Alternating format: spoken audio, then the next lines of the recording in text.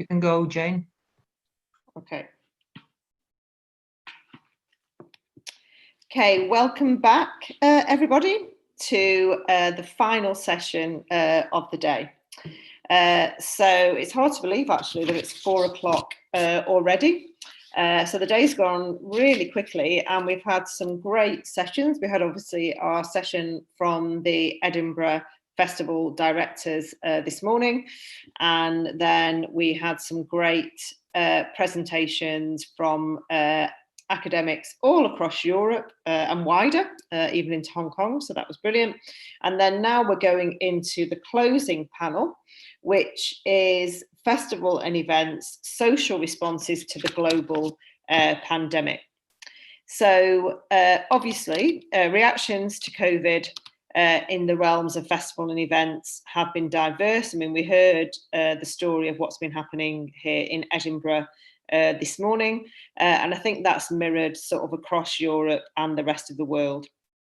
So what the panel is going to look at is the future of the festival sector, whose economic existence is threatened, and also its social role going forward. And we've got a mixture of professionals and academics who are going to share their responses to the pandemic. So the panel consists of Alba.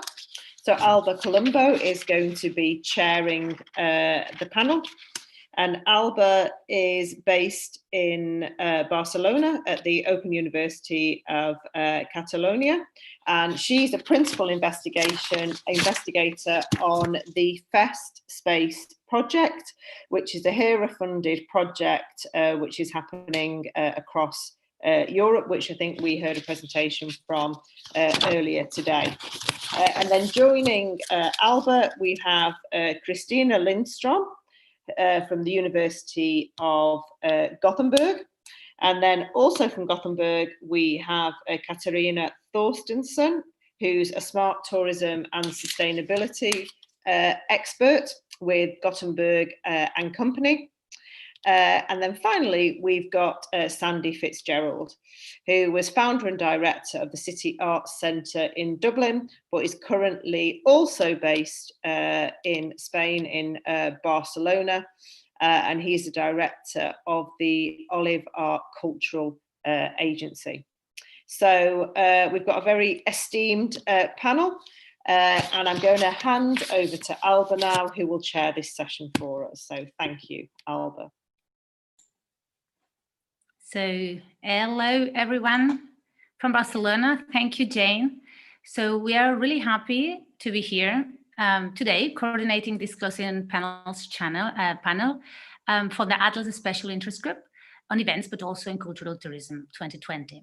So as Jane already said, so this session is has been coordinated on the frame of the Eurofinance project called FEST Spaces.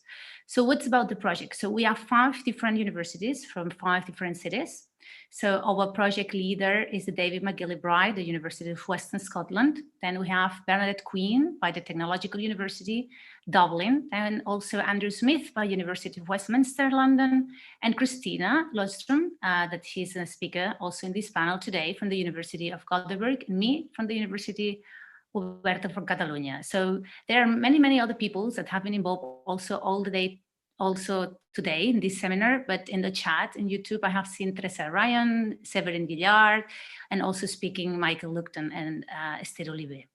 So, but what's about FEST Spaces? In this project, we focus on how festivals and events enable or restrict access to the use of public space, inducting the extent to which they may effectively host interactions and exchange between people from different cultural, ethnic, socio-economical, but also socio-demographic backgrounds.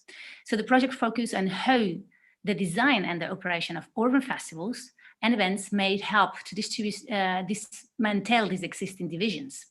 So, but also we acknowledge that festivals and events have the potential to symbolically, financially, and also physically exclude marginal populations from conventional public spaces, into making spaces less public or less diverse. So therefore, in the frame of our project, we proposed a panel today where different academics and stakeholders, as Jane explained, will try to answer 2 questions, or maybe generate other questions regarding community reactions on COVID-19 on the frame of festivals and festivities. So as Jane already explained, we have Christina Lustrom, Sandy Fitzgerald, and Christina Torstensson. So, but what about this panel? What would we like to do? So the title is Festival and Events, Social Responses to a Global Pandemic. So we can ask ourselves also, what does it mean exactly, social responses? But although it would be a very interesting topic, and we could discuss along many years and days, and also seminars like today one, but without willing to go further in terminological definitions, what we intend with this session is to identify and to understand the reactions, the responses of society or communities in relation to festivals and festivities throughout it, exactly during this complex time. So what was and has been the social involvement or reaction in events before and during pandemic, and as well as identifying what legacies we believe will be maintained over time, or which aspects will change or evolve. So therefore, as I say, construct on several questions, we will try to give answers through all our panelists. So therefore, I would like to invite to try to answer the first question. So I explained a bit how was construct this question. So the questions following: how have been the community's engagements in festival and festivities before COVID-19, and how has been the social reactions or even activism during the pandemic measures? So I would like to invite Sandy, then after that, Christina, and finally, Katerina to try to answer this question. So therefore, I give the floor back to Sandy.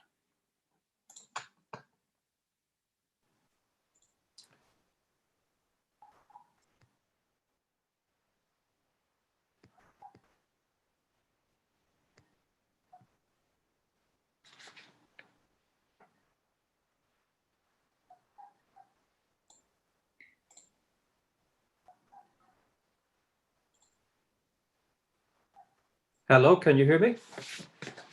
Yes, we hear you. Okay, very good. Yes, there was, as always, a technical problem.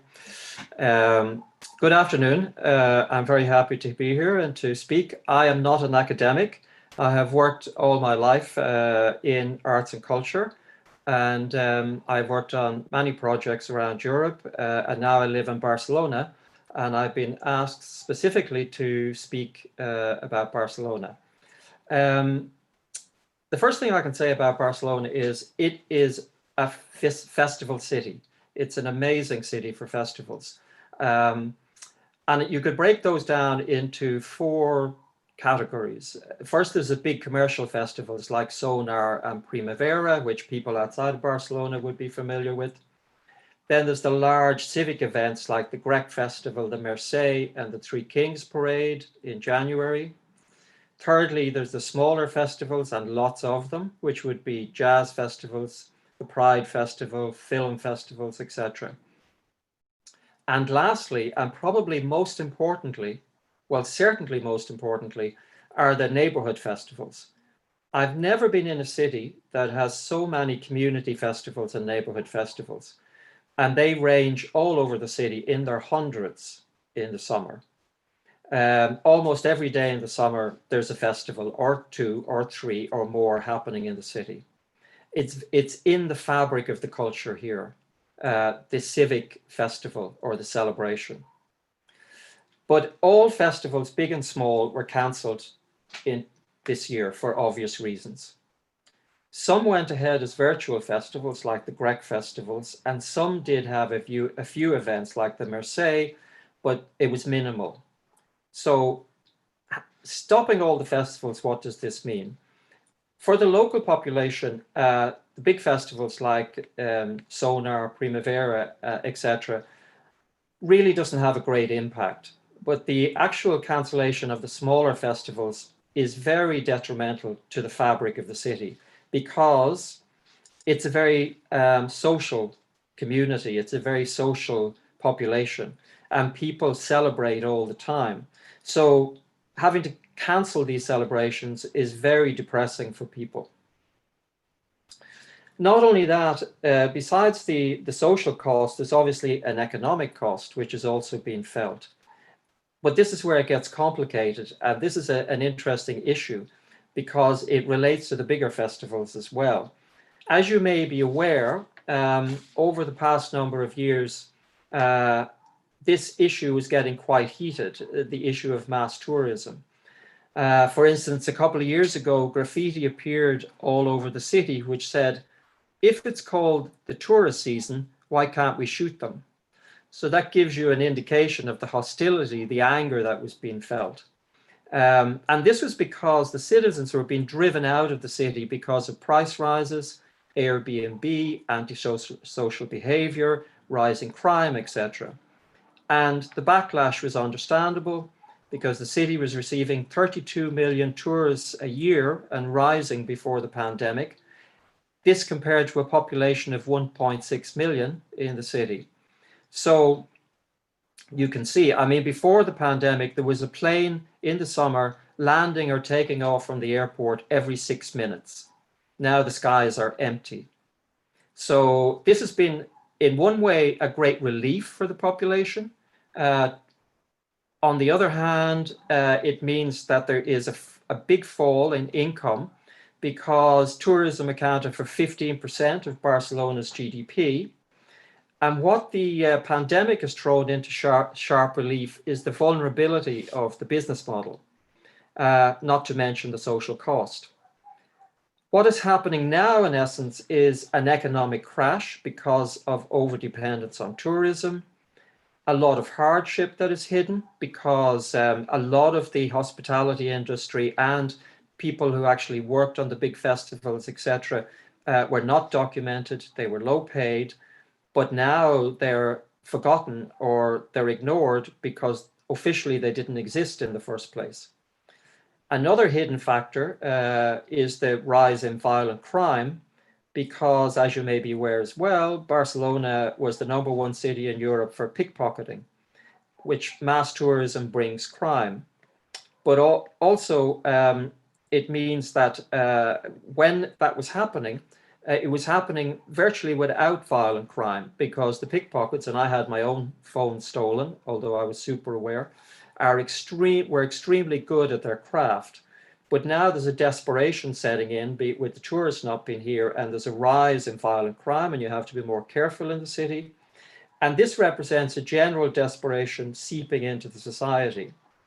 And it's going to get worse because Spain, it's being predicted that Spain will suffer worst economically in Europe because of the pandemic than any other country. With regard to festivals, in Barcelona's case, I think the big festivals will survive because they have the resources. But more importantly, the smaller festivals certainly will survive because they have the total support of the population and the community. That's where it comes from. But the bigger question, which is related to tourism in general and the bigger festivals, is for a city like Barcelona and all the other cities, is how to develop a tourist model that is sustainable for the future. I always say you have to start with the local community. You have to get the balance right, and everybody has to be included in the planning. You can't have companies like Airbnb and other vested interests dictating direction and policy. And while I think the pandemic has brought a terrific relief from tourism, etc., I think now is the time that we have to, and the city, I'll get onto this in the second question, that the city and the people look to how this will be organized after the pandemic. And maybe unlike a lot of other cities, I think celebrations and festivals at a local level are at the center of this, while the bigger festivals are on the periphery. And I'll stop there and wait for the second question.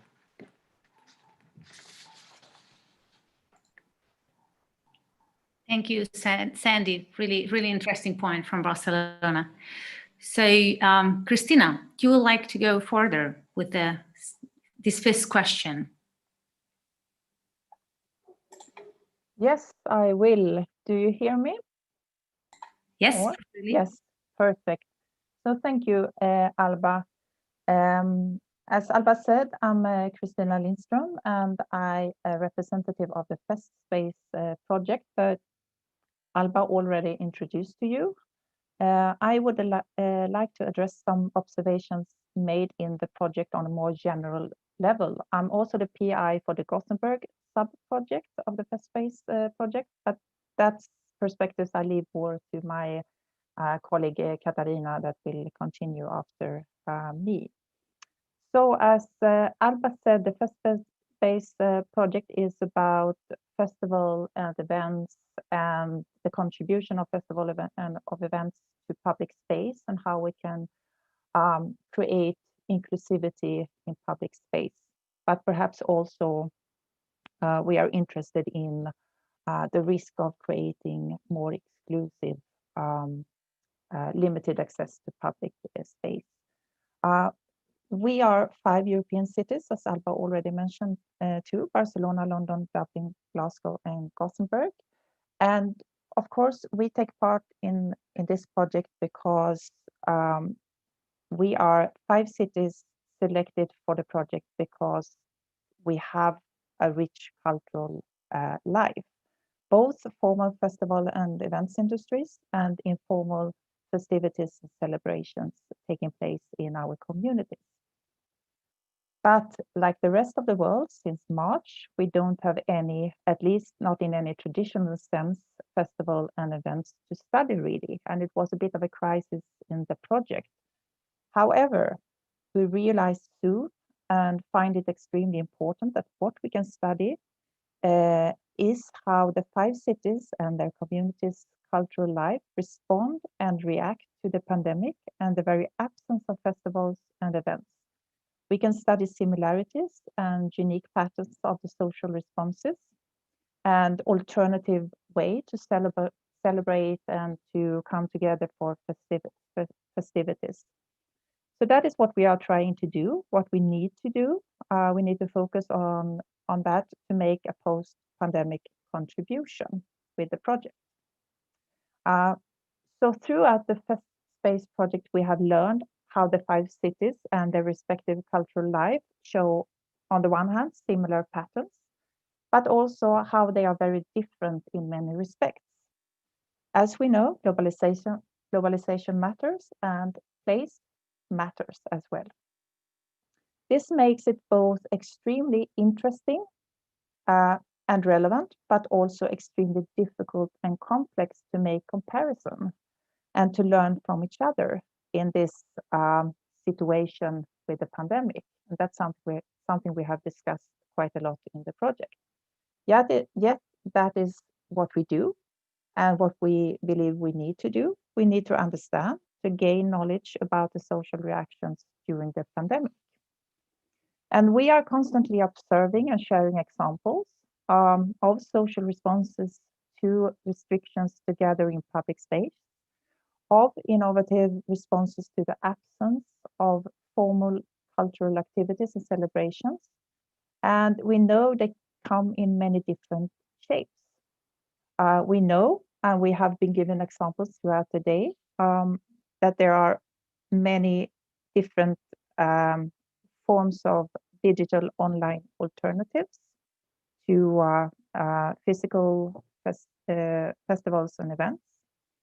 We know that there are car-based events and other solutions to maintain social distancing in public space as a way to actually be able to come together in public space without risking to get the COVID virus. And we know that there are many different examples of spontaneous gatherings out in nature, but also in local neighborhoods. Being in the middle of the pandemic, we are constantly learning how the communities cope with and react to this situation. We learn about how the global event discourse and the general social need to celebrate and come together for festivities influence all 5 cities. But we also learn about how specific restrictions and lockdown measures, general for whole societies or specific for festival and events or festival and events sectors, impact the social responses and creates even activism in some cases in the five societies. And I guess one logical observation is the more lockdown, the more innovative examples of social creativity and activism we see. Thank you. Thank you very much, Christina. I really like this, the more lockdown, more innovation and more activism. We have seen that in several cities, of you say in our project, but let me hear what's contribution of Katarina, also from Gothenburg. Hello, everyone. My name is Katarina, as I was introduced, and I am a sustainability strategist and smart tourism expert within the destination management organization of the city of Gothenburg. So that's Gothenburg & Co. We are the DMO, city-owned. And when it comes to Gothenburg as an event city, I recognize much of what Sandy described in Barcelona, even though we are a much smaller city. We're about 600,000 residents in the city center and 1 million in the metropolitan area. But still we have a fairly large and diverse events portfolio within both cultural and music and sports. And we have also, I just got my hands on a report from my colleagues that handles our business intelligence on exactly on events and what people think about events. And what we can see is that 7 out of 10 Gothenburgians are really positive to events within the city, and about 20% don't mind, they don't have an opinion at all. So we have a strong sort of positive support from the residents within the city. And what we have seen in Sweden, as you might know, we chose a different pandemic strategy than most of the world, with no total lockdown.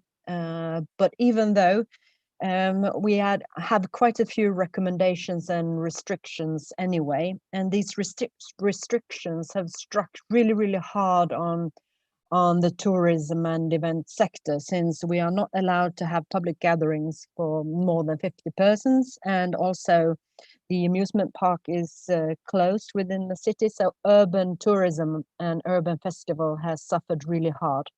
And also I have to say that the cultural sector hasn't gained anything from the governmental financial support, so it's really a rough time for both the tourism and the cultural sector.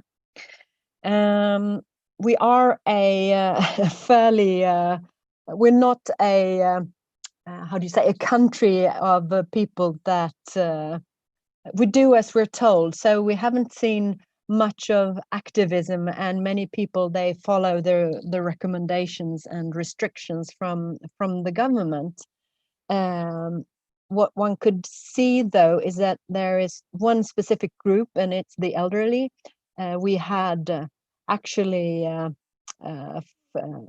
you weren't allowed to visit in elderly homes, and that has actually initiated some activism in spontaneous choirs and the theaters and concert houses, making concerts and singing and acting outside these elderly homes to get some culture to the elders and experiences. What we also could see from the pandemic is that so many more people has gone out in nature and also to the beaches in summer. It's been really crowded in places that that's never been crowded before, in a way. Yeah, and what we also could see, if I go back to the report, which is really interesting, is that almost 60% of Swedes, they are really longing for events again. They want to go back to the events, and in that group, it is the young ones that are more into going back to events. Others are a bit more cautious in this aspect.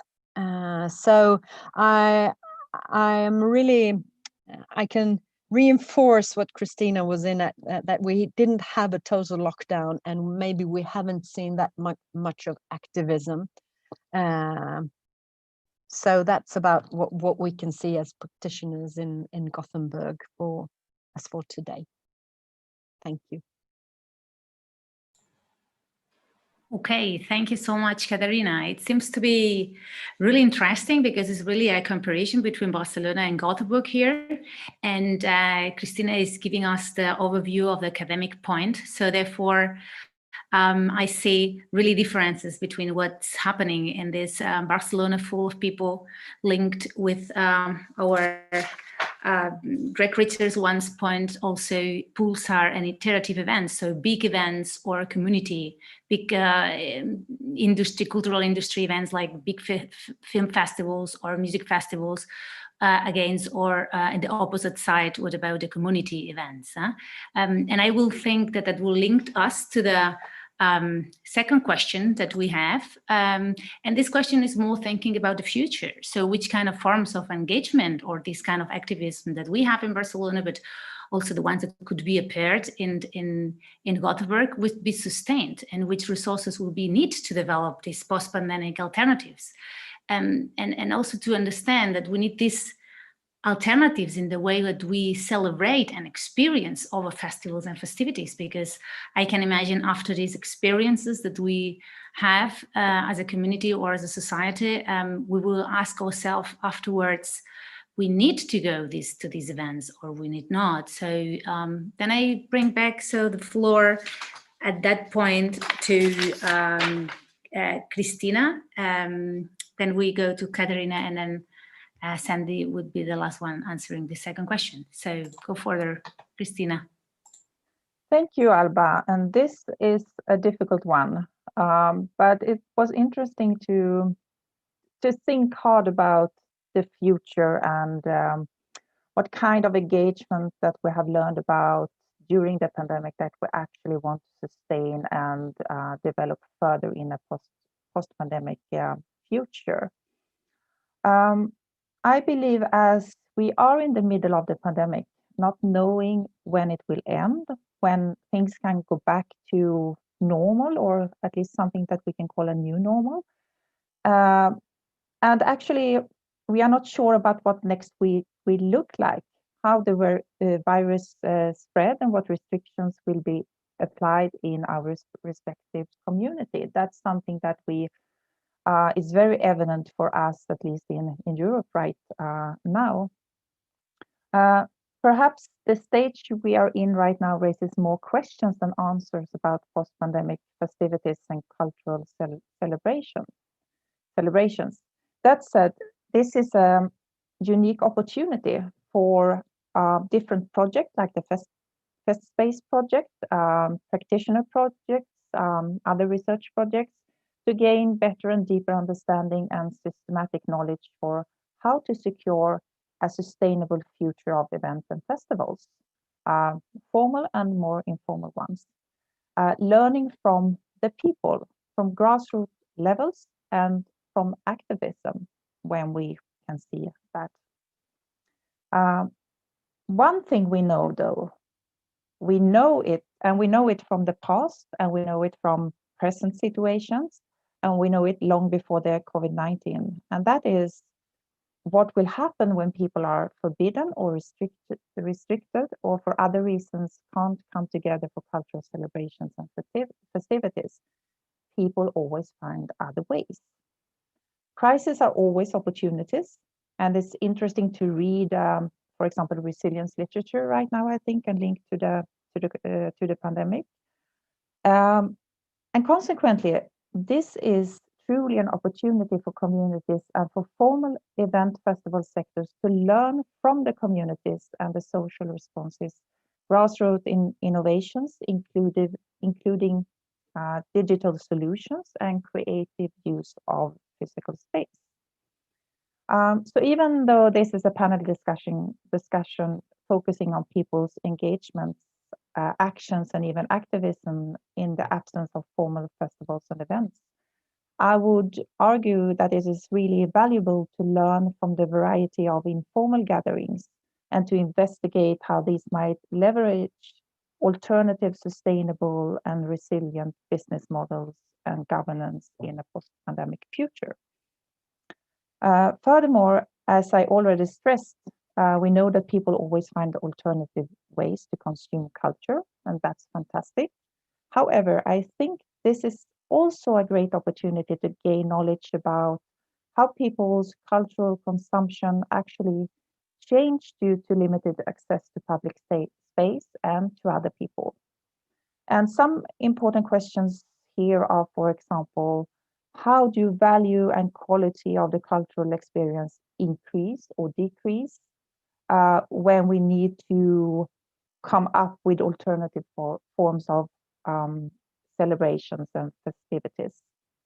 Another important question is, I think, how are groups in the community included due to these alternative forms of cultural celebrations and festivities? And how are perhaps other groups in the community excluded? And how do different kinds and levels of restrictions in society, including state aid and support, influence and inspire alternative social responses and activism? And finally, I think it's really important to gain further knowledge about how people and communities respond over time in times of lockdowns and restricted access to festival and festivities in public space. Because this might be something that we don't know the end, we don't know for how long it will go on.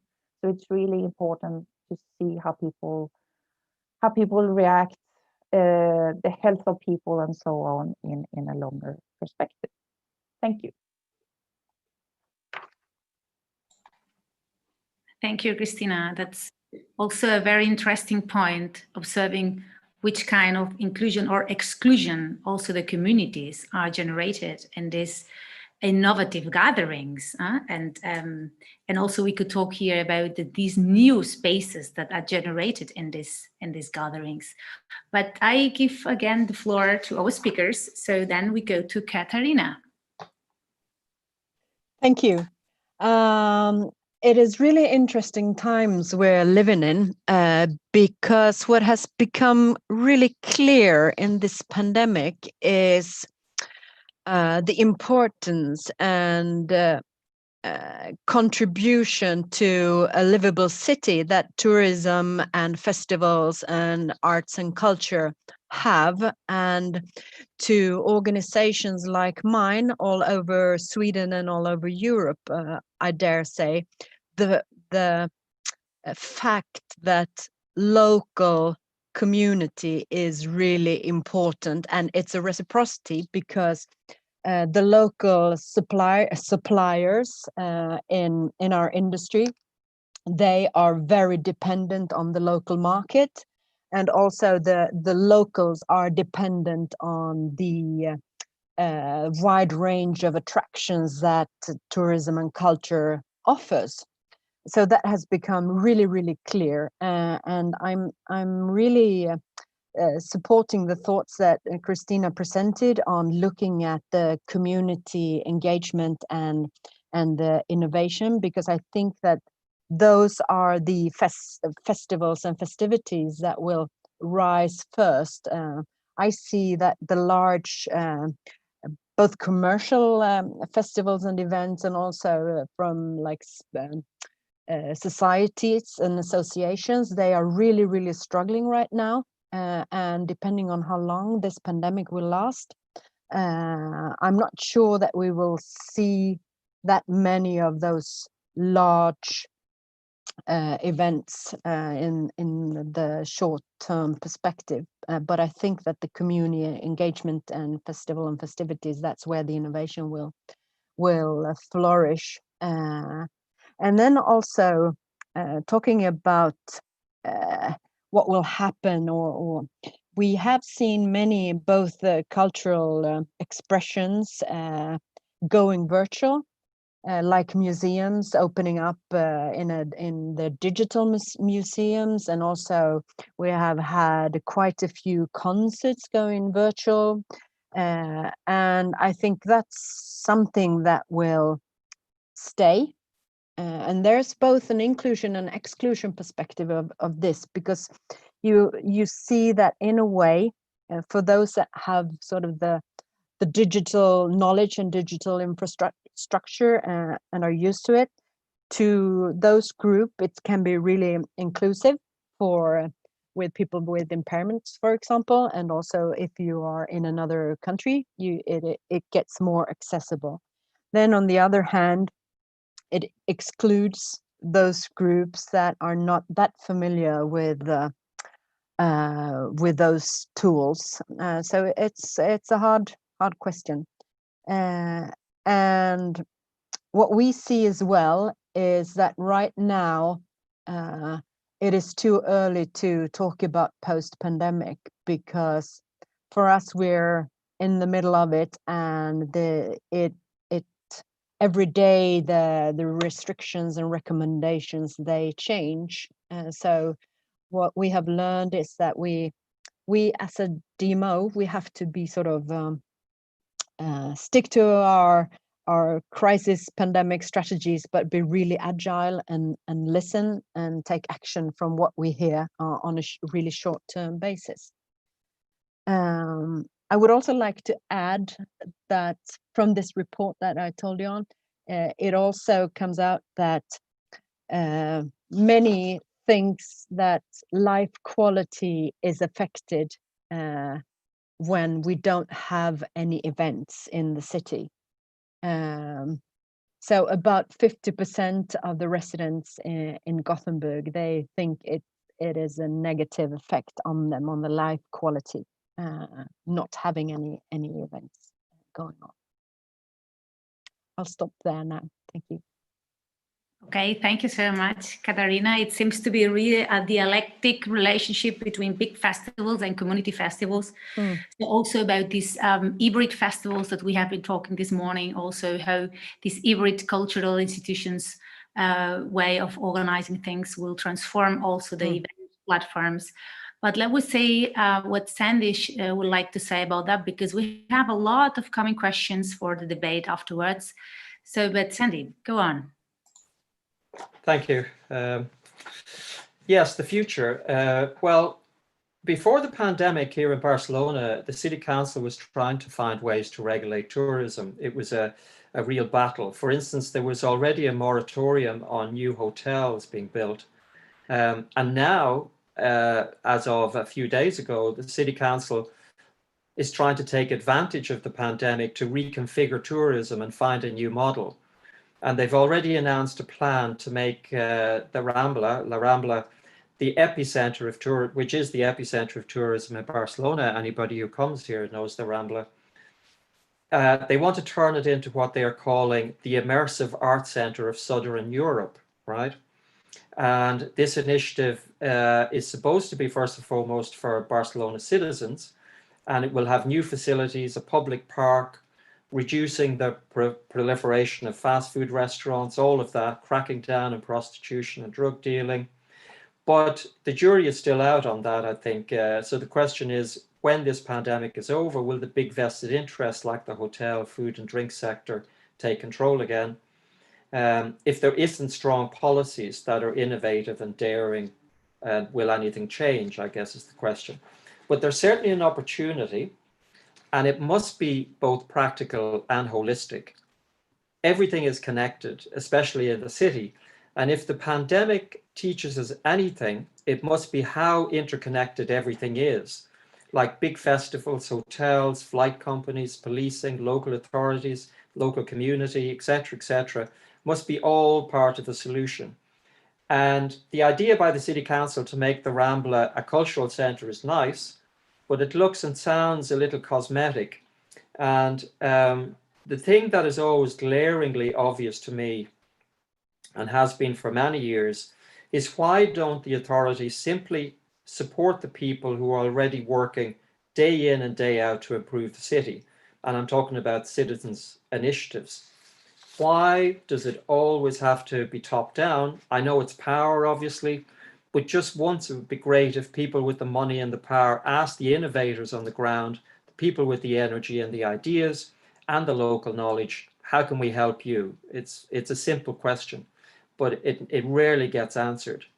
And I know from all my work that there's no shortage of ideas, great ideas and projects that don't get support. So empowering people to do things is a simple answer to actually regenerating a community or a city. Related to this, I just want to sound a note of caution. I think after the pandemic, there will be a rush to get back to normal, whatever that may be. I predict it'll take 2 years, I think, for something to get back to something resembling normality. But if this is allowed to happen, then nothing will have been learned. And even worse, I think, at the moment, is there's a vacuum opening up and there's a lot of fear happening. At the beginning of the pandemic, there was a real feeling of solidarity, of everybody pulling together here. It was palpable. It was an amazing feeling. The first couple of months of the pandemic here, even though we were in strict lockdown, was amazing, with people on their balconies. There was balcony events. There was the hand clapping every night for the medical profession, all of that. It was fantastic. That has all stopped. It's now gone, and there's a real feeling of frustration, fear, paranoia. And the problem is the virus has been politicized, and the right is stepping into the vacuum.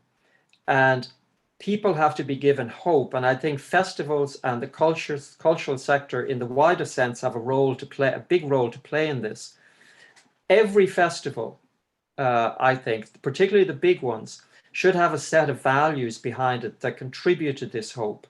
They should be contributing to be able to fill this vacuum, because if we don't fill this vacuum, there are people out there who will do so in a very negative way. So it's not just about sustainable tourism, but I think it's actually about a sustainable life. That's actually what we need to be looking at now to come out of this pandemic. And that's my last word. Okay, thank you very much, Sandy. So, yeah, we try to generate answers, but probably what we have done is generate more questions. So, and that have been so in the chat, as our social managers also inform us. That has been really great to see the discussion there and the chat of YouTube. There is a lot of points and a lot of questions that we would like to transmit to you and try to do the last part of our session this evening, trying to answer some questions. So trying to construct an idea of one of the first points that I've been talking in the chat is, and linking what you have been saying, Sandy, it's about who is the city for? So who is the city for, talking about tourism, or also attendees, even the communities, the population, what you have been also saying, and Christina and Katarina also, this dialectic relationship also between host city population and tourism, or also attendees from other parts of the world. So what we need? We need tourism, or we need more engagement of the local population to try to transform a bit these cities for events and festivities. What do you think? Well, as I said, I think you have to empower the citizens. That would be always my starting point. There are so many good ideas. It's so many people who are volunteering already. It's so many people, certainly in Barcelona, there's an incredible amount of civic activity and civic engagement. I'm amazed here at how engaged people are in the public space. But they need to be supported and they need to be valued. So that's the first point. You know, the tourism one. I mean, that's counterproductive to actually trying to empower the citizens. I think the city council is trying to do that, but the forces against it are huge. The commercial forces. The council are trying to re-inhabit the space, a bit like going into the Rambla, doing this project they have. It's a bit like nature taking over when people move out. You know, the commercial interests are in abeyance at the moment, so the civic authorities are trying to move into the space. But my big worry, as I said, is once this ends, they'll be totally pushed aside again. So how do you strengthen that in this time, to strengthen the civic, the power of the civic, the power of people, the power of, you know, the community, to actually be able to inhabit the space? Other contributions? I don't think it has to be either or. I think you need both. I think you need the civic engagement, but you also need the tourists, because they contribute in both ways. But it's easy maybe for me to say we are not in a position where we have had problems with mass tourism. So we don't have those experiences as you've had in Barcelona, for example. And we always have had in our sort of mission and DNA that what we do is supposed to be for the best of the citizens. Otherwise, there's no need for us, in a way. Now we are a tourism organization, but we can also see that things that we do mainly supports the locals and the regional citizens. If we look at the visitors in Gothenburg, we have 70% that are domestic and 30% that are international visitors. And looking at specific festivals, it's mainly regional visitors. So I from our perspective, it's not either or, because we see also that the visitors, they contribute with the creating jobs and having a wide range of offers that makes the city attractive and livable and lovable. So I think it's about the balance, of course. Christina? I can add there. To me, of course, it's also a reflection of my research interest, but to me, this is a matter of how we plan the city and how we govern the city. Because if we take a look at tourism governance, for example, in most cities, we have done one study in the space project, for example, we can see that there is it's more or less a divide between tourism governance and tourism strategies, which tends to be very much focused on commercialization of public space and of the city. And then we have cultural governance and inclusive strategies, how to create inclusivity in society and so on. And it tends to be a gap between these two policies areas or ways of governing the city. And I think we need a better understanding, like if we take, for example, tourism governance, when they say, which they do in most cases, that tourism leads to job opportunities, and it leads to inclusion in society. It's a rather shallow understanding of what they actually mean with such promises. And I think we need more cross-sectorial governance in that sense. And also, I think it's a matter of what tools that we can offer when it comes to measure, evaluate, or gain any kind of knowledge about if tourism actually leads to increased inclusion or a sustainable use of public space, for example.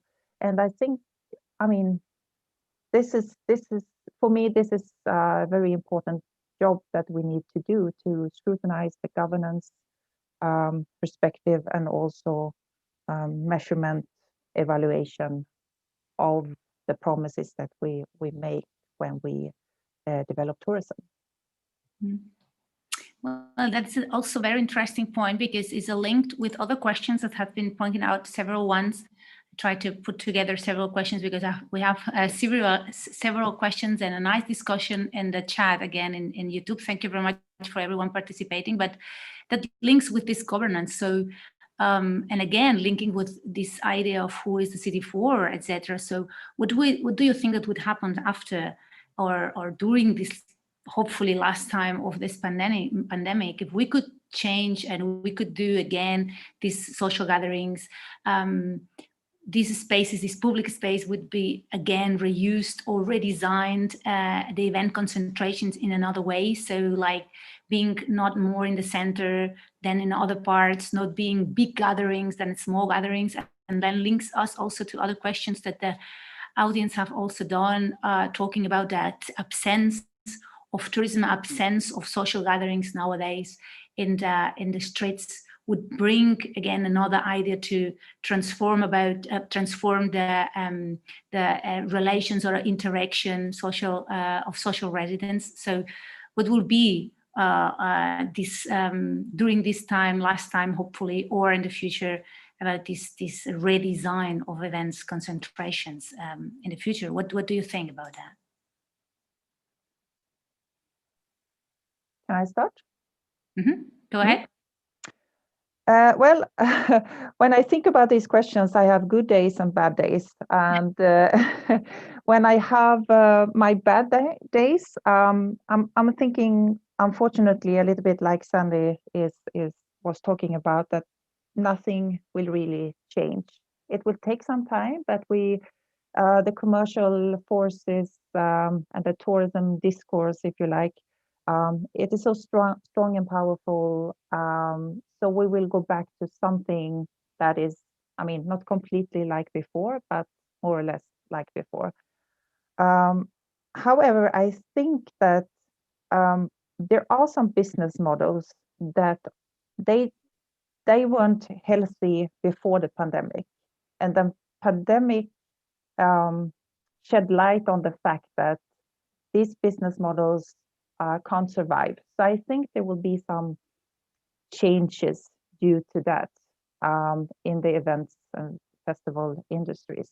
And that is, of course, an opportunity, because when I have my good days, I'm thinking that there are so many interesting examples that we see now in the wake of the pandemic, both digital solutions and how social gatherings, alternative shapes and forms. And I think there are so much to learn for the established events and festival industries. And it's stupid not to learn, because it is something that is very good, it's sustainable, and it might contribute to resilience, I think. Just to follow up a bit on what Christina was saying there, what you said about the separation of things when you talked about in your research.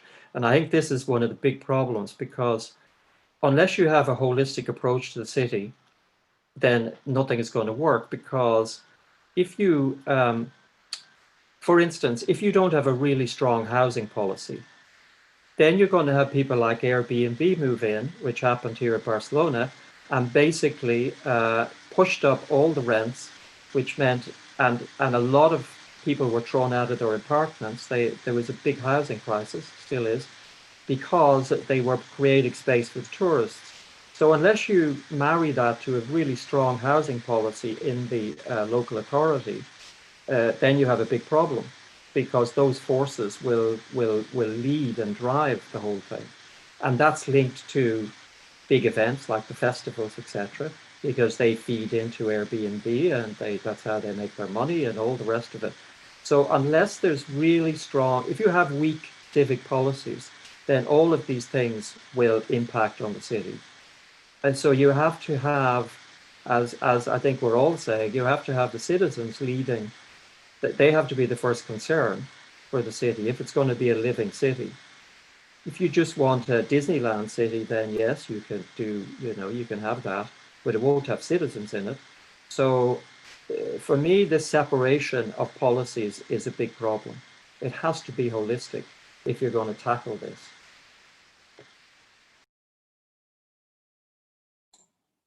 Katarina, you would like to add something on that? Yeah, I agree on both Sandy and Christina.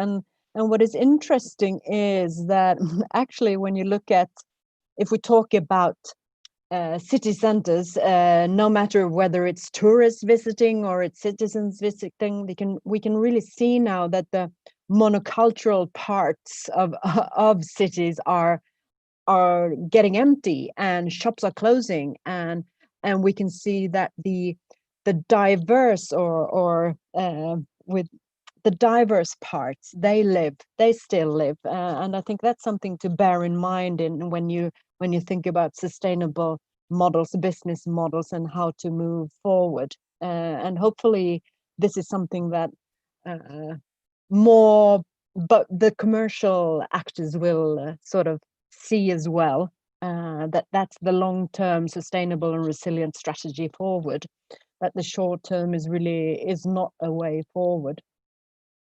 So that's just a reflection from me, and I think also that we will see events coming back, some almost as they were before, but also new expressions and new modes of organizing events. And I don't think we have seen the possibilities or that the potential is fulfilled yet. I think that is yet to come, because it's now you start exploring as well.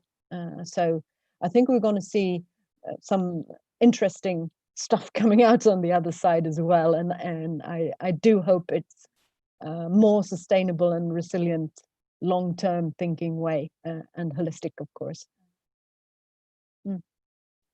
Yeah, okay, thank you. Thank you very much for this contribution. We hope that we will have all of us, but also the people contributing as a communities, but also events leaders, good days, and hoping that these good days bring us to think a bit differently and adapt what we have been learning about these experiences to new ideas, considering communities, but also from governance point of view, to try to do something different that could be better. We should, my point of view, take that home. So even have been, as I say, a lot of questions, a lot of points in the chat, but thank you very much for everyone. We have a few minutes left to be 6 here in the Central European Time, 5 in Scotland.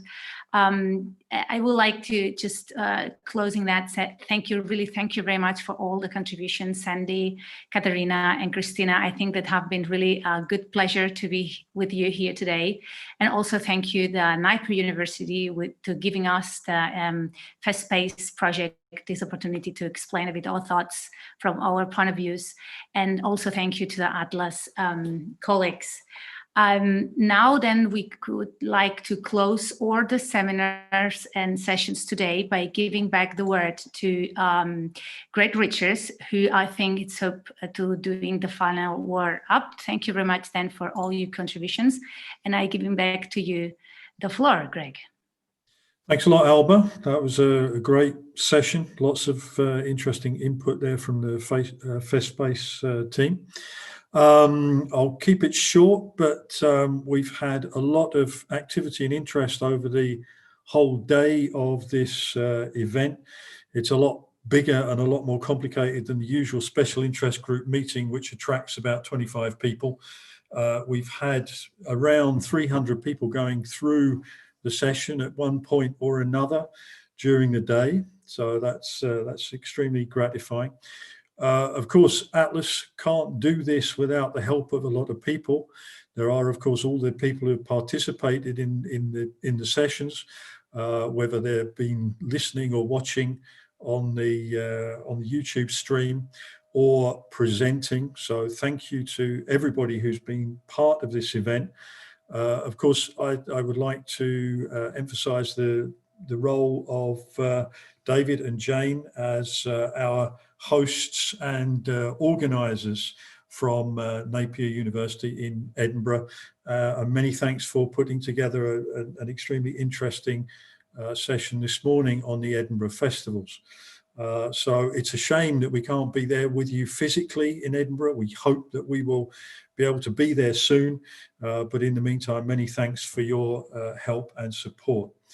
And of course, there are also quite a few people behind the scenes also in Edinburgh who've been helping to stage this event.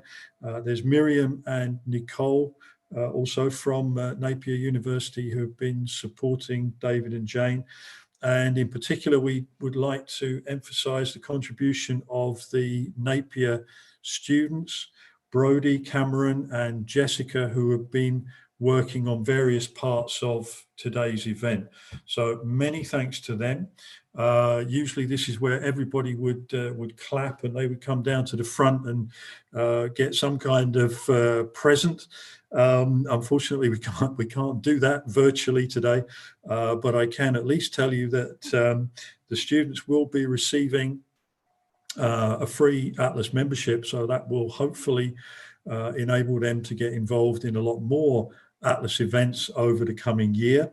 And I hope that that will also encourage some other participants in today's seminar to become Atlas members in future.